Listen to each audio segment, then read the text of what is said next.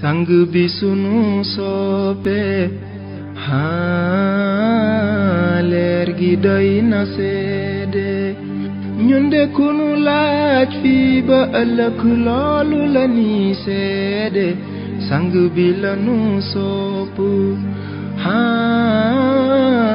leer gi doy na seede ñun de kunu laaj fii ba ëllëg loolu la ni seede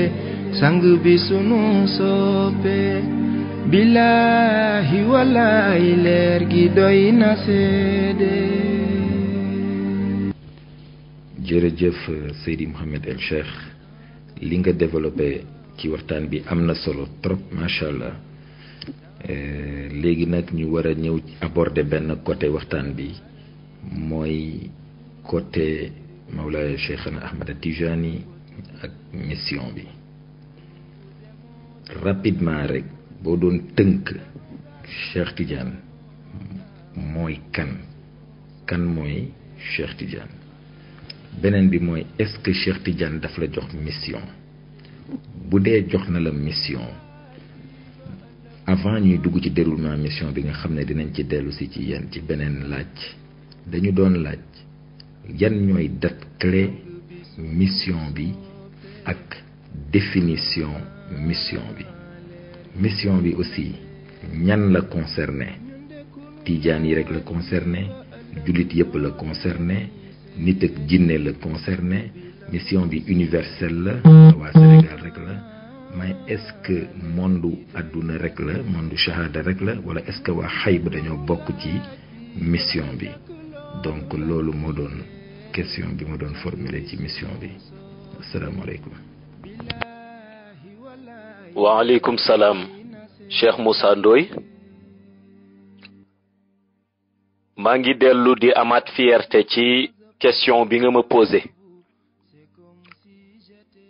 ndax da nga ma laaj lu essentiel ci sama dund te mooy su ma la mënoon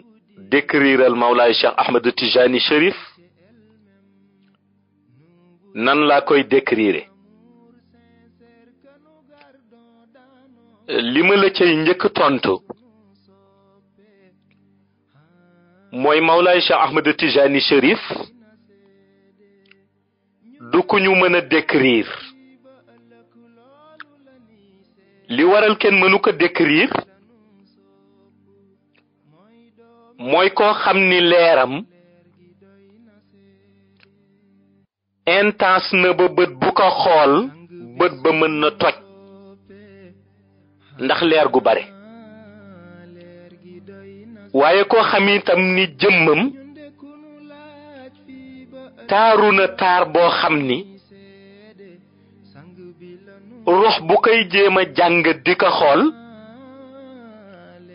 mën nga dem ba fàtte sax sa nekkin waaye koo xam ni cëram yaatu na yaatu boo xam ni xel mu ko bëgg natt xel ma dina xalaat ba fattu te du mën a natt cër ga waaye koo xam ni mbaaxam yaatu na yaatu bu tolloog ku ko bëgg xalaat ci wàllu mbaax ba am foo ko yamale daldi weddi sa bopp ndax fekk na mbaaxam weesu lool ku mel noonu gëw ma ni mën nañ ko décrire li ma mën kay mooy résumé tuuti ci moom moo tax boo ma laajee Mawlaay Cheikh Ahmed Tijani mooy kan dama lay wax ni Mawlaay Cheikh Ahmed Tijani ni ma ko mën a jàngatee mooy Mawlaay Cheikh Ahmed Tijani Chérif mooy sama xol man Seydi Mouhamed El Cheikh fi ma tollu amul benn jëmm ju ma tollu foofu ci cofeel bi ma am ci moom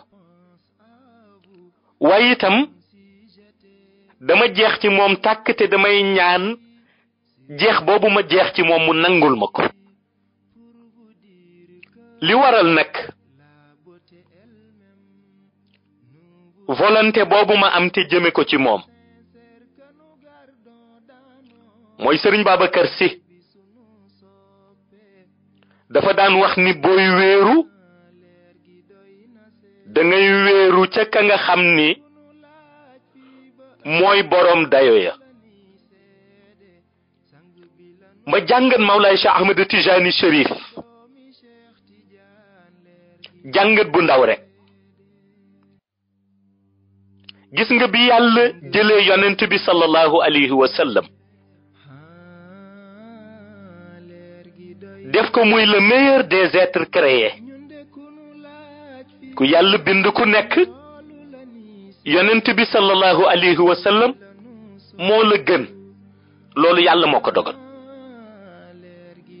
yàlla jël yonent bi jox ko hikma bu tollook yonent bi wax ni ana minallahi wal muminuuna minni. yonent bi ni man ak yàlla la. yéen ña nga xam ni nag gëm ngeen seen ngëm di dëggu yéen ak man la. xam nga boobu lan la yonent bi doon jàngale mooy espace intermédiaire bi war a dox ci diggante yàlla ak croyant yi yonent bi moo fa nekk. moo tax yàlla dellu ci alquran ni ko wa atiu llaha wa atiu rasul. boo bëggee topp yàlla faw nga topp yonent bi sallallahu alayhi wa sallam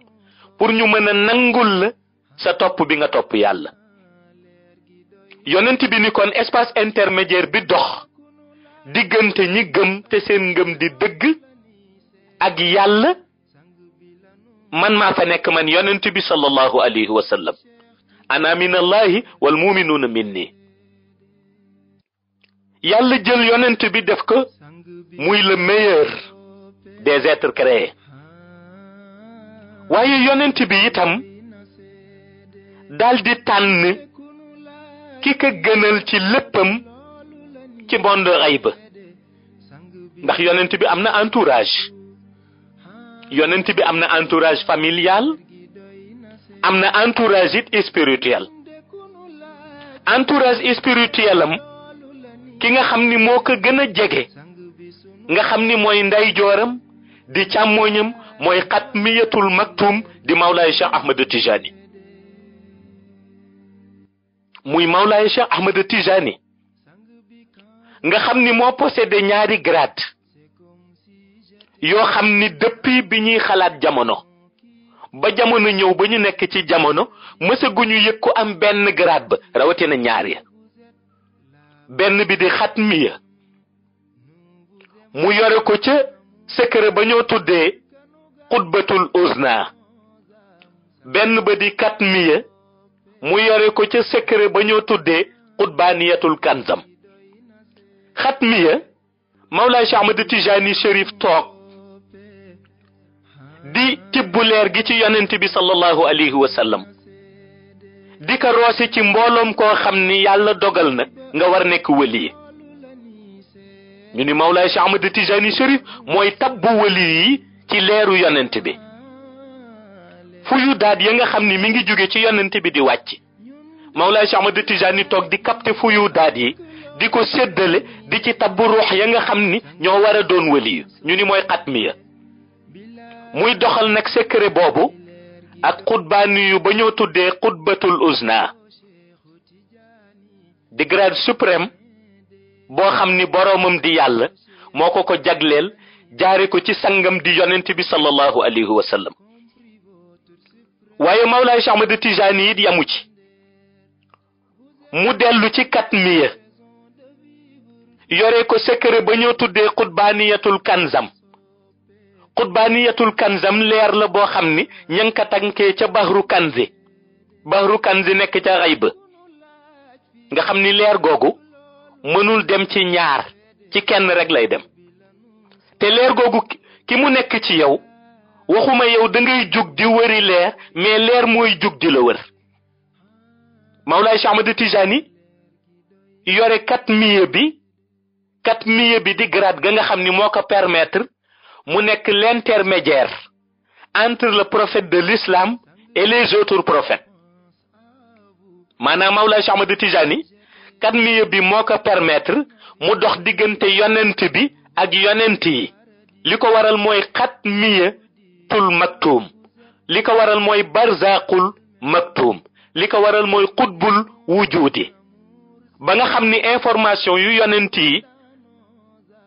bëgg jël jàllale ko ci yonent bi sallallahu alayhi wa sallam information yooyu dañ koy jaare ci espace intermédiaire bu Mawlaay Cheikh Ahmad Tijani mu segg ka yóbbul yonent bi wax ko pour yeneen yonent yi mu jël kàddu ga yóbbul yeneen yonent yi mooy gradu katmiya muy dimension élévation spirituelle boo xam ni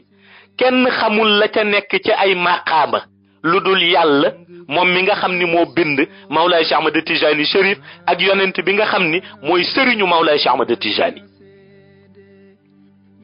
Mawlaay Cheikh Ahmad Tijani yamu ci mu leeral xayb na mu leeralee xayb mooy fexe na ba ruux ya nga xam ni ñoo war a teew ca xadaratul ilahiya cheikh defar leen ommat leen indi leen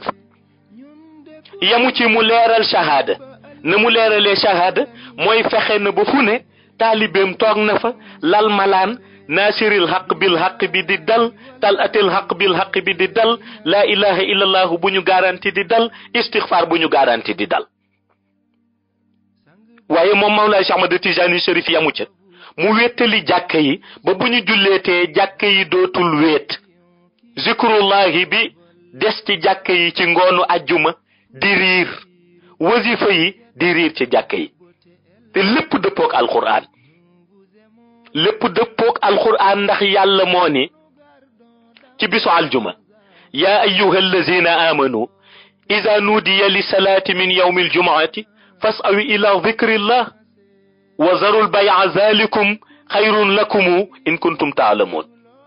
dellu ni fa ida qudiyati salaatu fantashiru fi l ardi wabtaqu min fadlillahi wazkuru llaha kasiran laallakum tuflihun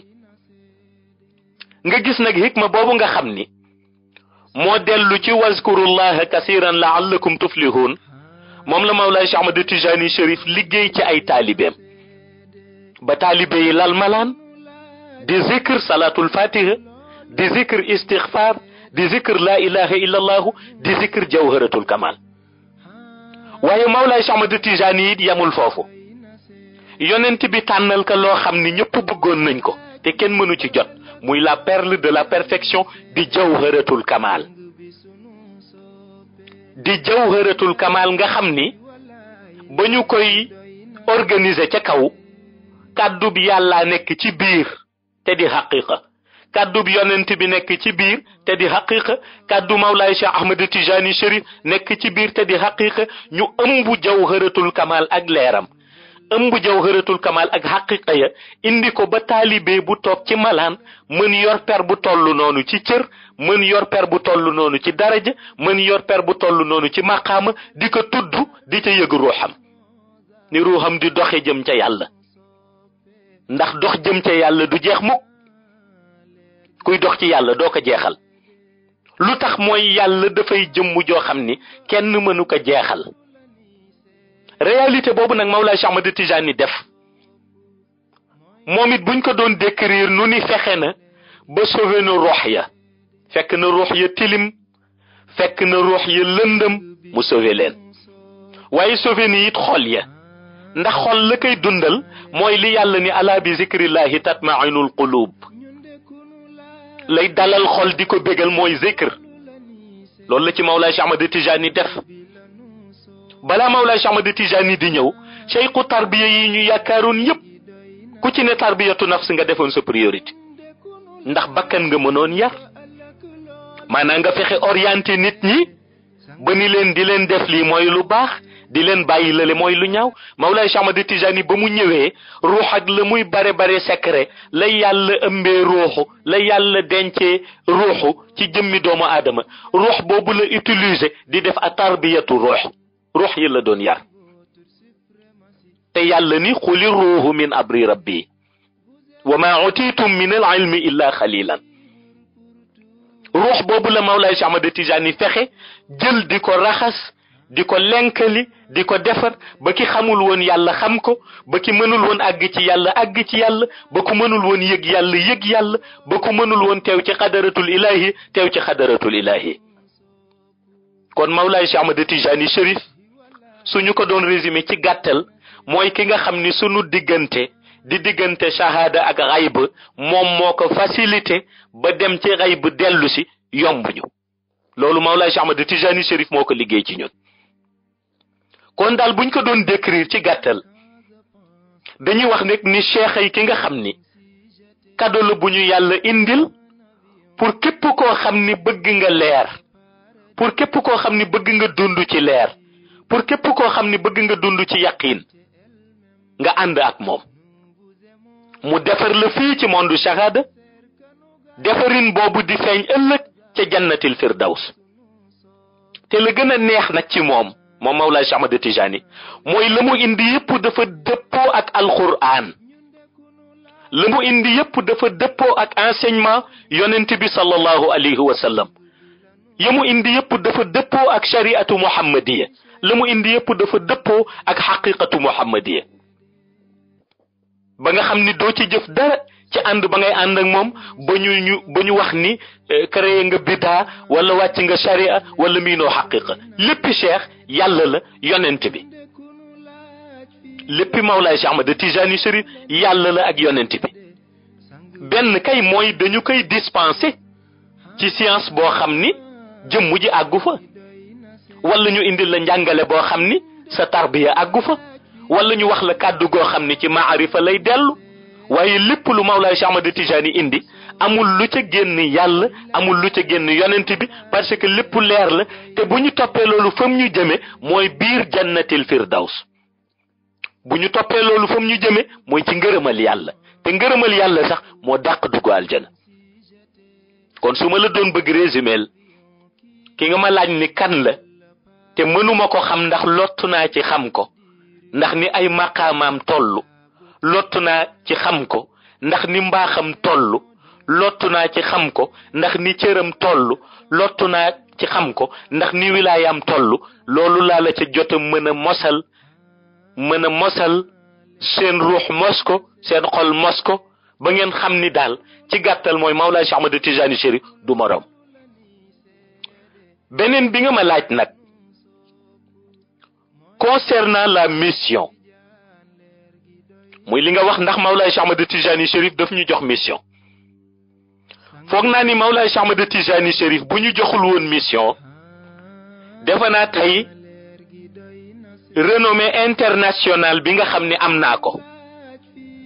kon foog naa ni sama tur du àgg foofu ndax Cheikh Tijani Chérif may na nit ba tàyyi jox na nit cër ba tàyyi waaye bu la dénkul mission mën na am ni mën ngay dund ci réew sax ba génn àdduna te kenn du la xam waaye ku ñu dénk mission nag nga siiw mission bi ma Mawlaay Cheikh Ahmad Tijani Chérif jox kenn mënul jox nit mission lu dul ni mission ba ca yàlla la jóge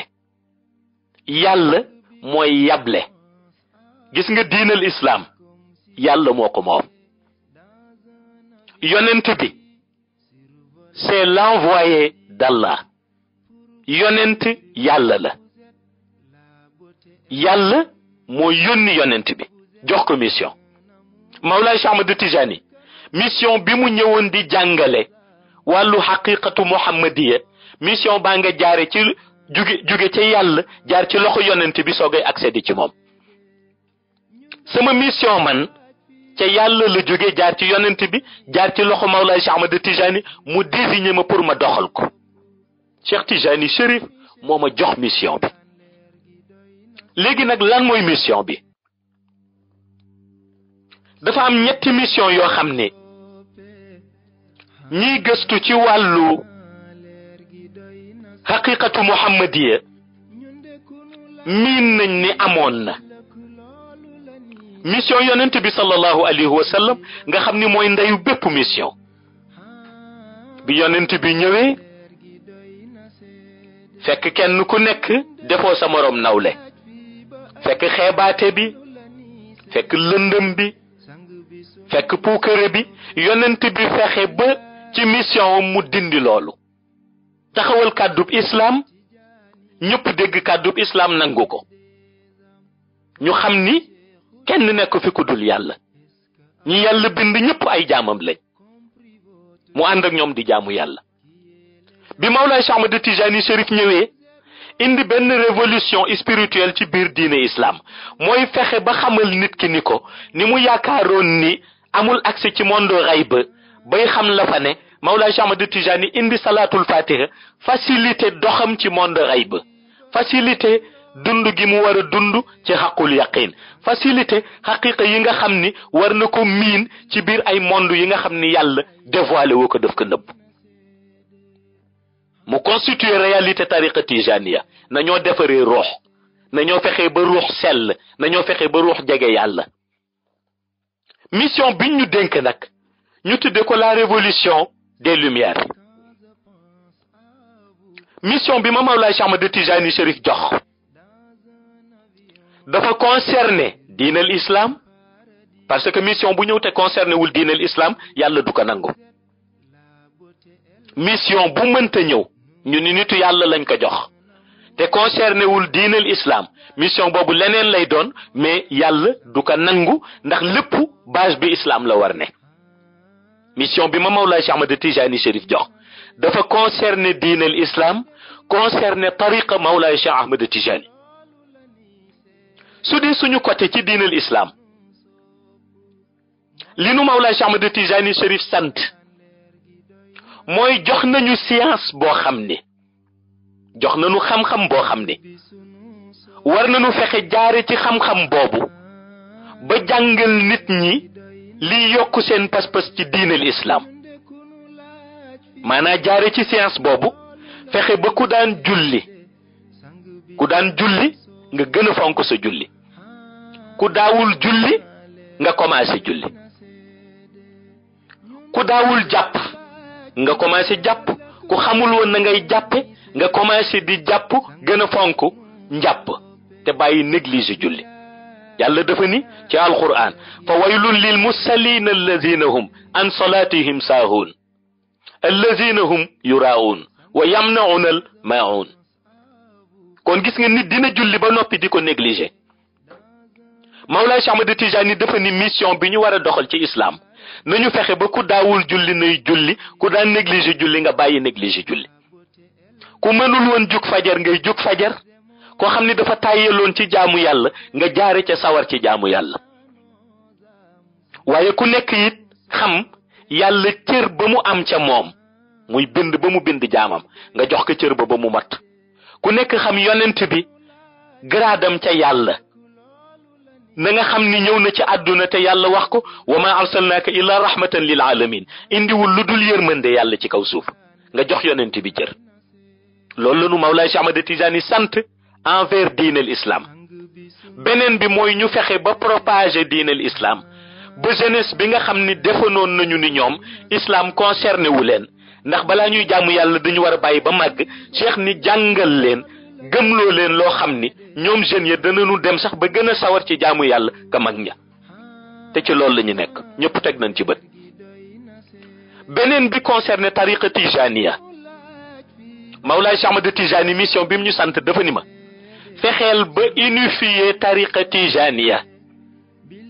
fexeel ba ki bokk Tiwaawan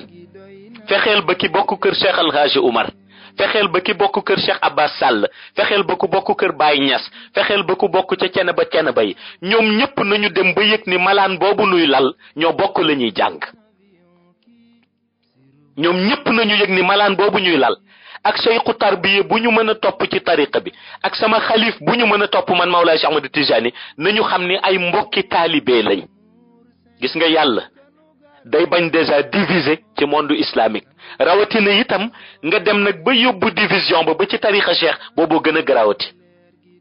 yàlla dafa ni innamal mu'minuna iqwa fa aslihu bayna aqwaykum wa taqullaha la'allakum turhamun tous les musulmans sont des frères jullit bii di julli ci jàkka ji nekk Màkk moom ak jullit bay julli ca jàkka ja nekk Sénégal ay mag ak rakk lañu war nekk li jullit bay julli ci jàkka ja nekk Chine moom la war a yéene jullit bay julli ca jàkka ja nekk France jullit yépp ay mag ak rakk lañu war nekk rawatina boo demee ba ci tariqa Mawlaay Cheikh Ahmad Tijani cheikh ni fexeel ba taalibe bu ma am mu xam ni moom ak moroomi taalibeem ay xarit lañu war a nekk ay frère lañu war a nekk. li taalibe Tiwaawan bi yéene boppam moom la war a yéene taalibe bi nekk Medina Baye. li taalibe bi nekk Medina Baye yéene boppam moom la war a yéene taalibe bi nekk kër Cheikh El Hadji Oumar ndax yëpp donte cheikhu tarbiya yu wute nañ donte xalifa yeleen tarbiya wute nañ ci benn kër la ñu nekk ci benn ëtt la ñu nekk muy ëttu Mawlaay Cheikh Ahmad Tijani te cheikh lu yonent bi d'accord la d'accord lu yonent bi d'accordul d'accordu ci li islam d'accord la d'accord lu islam d'accordul d'accordu ci réalité boobu mooy mission bi nag ànd ak ay xaqiqa yooyu mooy Mawlaay Cheikh Ahmad Tijani Chérif secret ya nga xam ni dañ ni woon ci tariqa bi kenn du ko tudd kenn du ko wax dañ koy nëbb parce que ku ko wax doo fi am ñetti fan Mawlaay Cheikh Ahmad Tijani Chérif may ma autorisation bu tolloog ma mën di toog di wax xam-xam ya moo tax ngeen gis ma ba léegi may révéler secret tariqa bi te continuer di dox sama mission bi di gën a yokku keneen ku ñu ci toppandoo woon te amoo ca ndigal boo ko defee tey foog naa ni bu subaa doo ko def ndax tariqa bi gardien wam di Mawlaay Cheikh Ahmad Tijani tariqa bi mag ñi nga xam ni ñi ngi toog guddeeg bëccëg nga defe ni ñi ngi seen xabru fekk benn seconde rëccu leen ci tariqa bi ku ci ne yaa ngi ci bàyyi xel looloo tax lu nit doxal ci tariqa bi ren ba déwén continuer di gën di avancer yëgal ni loxo Mawlaay Cheikh Ahmad Tijani Chérif mi ngi ci mbaggam mission boobu nag Mawlaay Cheikh Ahmad Tijani dénk ñu ñëpp la concerné ndax yàlla dafa ni wama xalaqtu jinna wal insa illa li yaabuduni binduma nit ak jinne lu dul ngir ñu jaamu ma kon lépp loo xam ni day dellu ci domaine islam di dellu ci domaine tariqa tijaniya su concerné nit rek concerné na jinne moo tax mission bi ñëpp la concerné beneen bi itam ñu bari la ñu xamul mooy mission bi du mission rek réewum Sénégal xam naa ni sax moo tax sama détracteurs yi sonnoon ndax duñu yaakaaroon mission réewum Sénégal mission universelle la ku yore message yu islam message universel nga yore mooy message boo xam ni naka jullit bi nekk Sénégal war a dégg jullit bi nekk ca continent asiatique dégg-dégg boobu nga ci war a am tariqa la boo xam ni yamul ci réew mi soo génnee ci àdduna gis nga ni xalifa Mawlaay Cheikh Ahmad Tijani yi jiitu kenn ku ca nekk liggéey na ci ba continent boo dem fekk fa ay disciple Mawlaay Cheikh Ahmad Tijani yu toog di wazifa kon mission tariqa bi it mission la boo xam ni dafa wër àdduna yépp kon kuy doxal mission tariqa bi it message bi warul rek nekk message bu yem ci réewum Sénégal mission universelle la léegi nag xëy na am na ñu ma yéene woon mission boobu Mawlaay Cheikh Ahmad Tijani jox ma ko man de sabab lu ma mission bi dogalub yàlla moo ñëw na dogalub yàlla ñëwee woon ci yonent bi yàlla jëkki saa tànn ko yonent bi doxal ñëpp waxoon waru ko doxal ndax yàlla buy yónni waru woon yónni kii notable la waroon yónni warul woon yónni ku bokk famille bi warul woon juddoo fii lu mel noonu moo ma dal man Seydi Mouhamed El Cheikh moo tax ba mission bi jógee ñëpp ni warul woon yor mission bi ña sant nangam ñoo ko waroon yor dëkk nangam la waroon jóge loolu bu ma ko kenn kalaame ku koy kalaame demal nga kalaame ko yàlla te gis nga mag ñi ñu am ñëpp fexe nañ ba dindi nañu aada googu waaye dañoo amul ñu leen ci dimbali suñ ci doon lim tey ku mel ni Cheikh El Hadji Malick nga xam ni fu tariqa tijaniya àgg fii ci Sénégal moom la Maodo wax na ni sama kër santul si yàlla la sant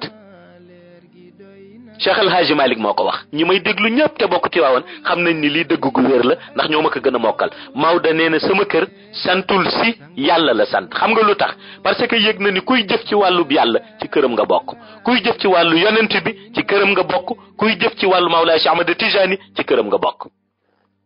loolu yëgoon na ko léegi nag loolu nga xam ni mission bi am na ñu mu arrangé ñu yéene ma ko am na ñu mu arrangé wul man sabab lu ma mission bi mission la bu ñëw ma yore ko war ka nag doxal nii Mawlaay Cheikh Ahmad Tijani Chérif sante ma ko te ngeen gis bés bu xëy ma nekk ci waaye itam yëg ngeen ci kuy seede ni mission bi kat ba ma koy doxal ba léegi gisu leen ci benn point bu génn yàlla benn point bu génn yonent bi wala benn point bu génn njàngale mag ñi wala benn point bu génn réalité Mawlaay Cheikh Ahmad Tijani ku ko ci gis na génne point ba amul li am kay mooy dégg nga xaqiqa boo xam ni xëy na sa xel àggu fa woon dégg nga maarifa boo xam ne amoo tarbiya bu tax nga xam kàddu yo ñuy wax lan la gis nga shariatu muhammadi ci teggin boo xam ni xëy na yow teggin boobu sa jàng àggu fa woon waaye la ñuy doxal génnul shariatu muhammadiya génnul xaqiqatu muhammadiya kuy seede rek seede nga lool yi ci des nag ay secret la yu nu Mawlaay Cheikh Ahmad Tijani jox pouvoiru ñu mën ko tudd mën ko jàngale nit ñi gën ko dégg gën mën a farlu ci mission bi waaye gën mën farlu ci yoonu islam gën a mën a farlu ci yoonu tariqa tijaniya te ñi may déglu ñëpp amul ku ci wàññeeku ñi may déglu ñëpp da ngay dégg ñu ni ku may déglu dafa gën a yokku ci wàllu yàllaam gën a respecté julleem gën a respecté kooram ku daawul génne azaka di génne azaka ku décidé woon nu du dem màkk di dem màkk di aji ñuy jug fajar toog ci malaan yi di wasifa ngoon ñu nekk ci malaan yi di wasifa xadaratul juma ngoonu aljuma malaan yi fees dell sama mission man Seydi Mouhamed El Cheikh de kuy wax te yàlla tax gis nga ni lii la indi ci réew mi te lii it lay indi ci àdduna léegi nag concernant date clé yi nga wax mission bi ma Mawlaay Cheikh Ahmad Tijani Chérif joxe wérde en 1997 ci la commencé woon ndànk-ndànk di véhiculer sama message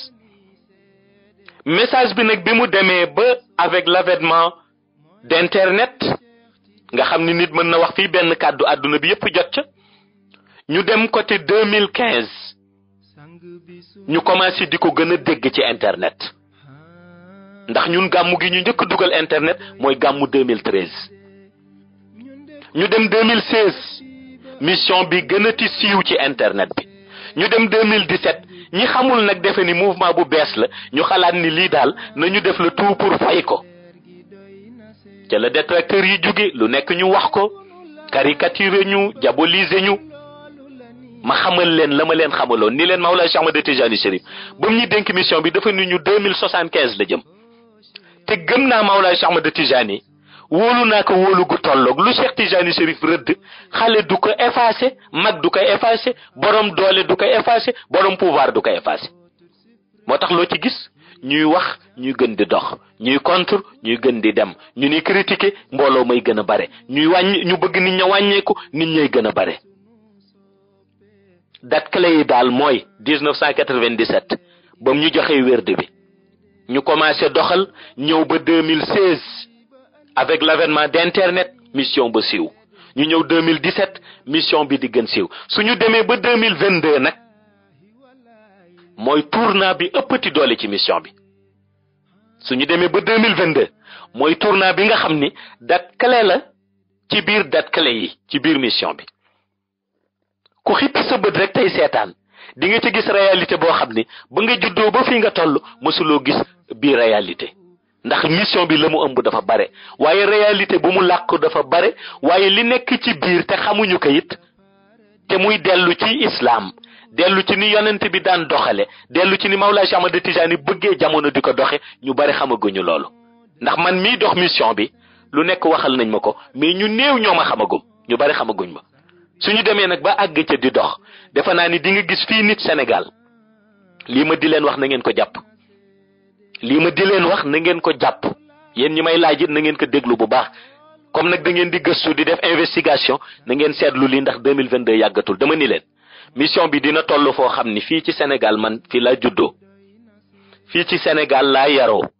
fii ci Sénégal laa tuddee mission bi fii ci Sénégal laa màgge fii laa commencé di doxal mission bi nit dina jóge fii ci Sénégal na ngeen jàpp lii ma di leen wax jël avion ñëw ba réewu arab yi di ma fa fekk si pour ziar si ma te fii ci Sénégal laa juddoo fii laa màgge fii laa yaroo nit dina toog fii ci Sénégal ma ni la ba mission bi raw ko mu jël avion fii ci Sénégal dagg biyam dem di ma seeti ci réew moo xam ne balaa jot ci man dana sonn lool mu ñëw ca réew ma pour jot ci man pour ziare ma ca réew ma alors que maa ngi Sénégal mi ngi Sénégal deful woon loolu ba léegi nag mission ba rëcc ko mu dem di dabaatal loolu lii ma wax leen na ngeen ko seetlu d'ici 2022 di ngeen ci teg seen bët ba xam ni man lu ma leen wax rek neex na vérifier tabarakallah kon comme question bi foofu la yamagum ci date clé yi ñu wax la rek Moussa Ndoye ni la nga ñu laaj daal foofu lañ ci yamagum ba ñu dégluwaat beneen laaj incha allah. laaj fii ba ëllëg loolu la ni seede sang bi la nu sopp billaahi wallaahi leer gi doy na seede